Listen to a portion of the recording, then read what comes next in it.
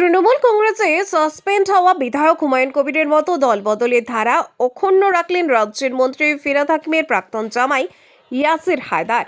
তৃণমূল কংগ্রেসের থেকে কংগ্রেসে ঘুরে শনিবার হুমায়ুন কবিরের দল জনতা উন্নয়ন পার্টিতে যোগ দিলেন রাজ্যের মন্ত্রী ফিরহাদ হাকিমের কন্যা প্রিয়দর্শিনী হাকিমের প্রাক্তন স্বামী ইয়াসির হায়দার। প্রসঙ্গত, ইয়াসির প্রথমে তৃণমূল কংগ্রেস করতেন, সেই সময় কলকাতা বন্দর এলাকার গুরুত্বপূর্ণ পদেও তিনি ছিলেন। পরে ফিরহাদ হাকিমের কন্যার সঙ্গে দূরত্ব বাড়ায় তৃণমূলের সঙ্গে ইয়াসিরের দূরত্ব বাড়ে।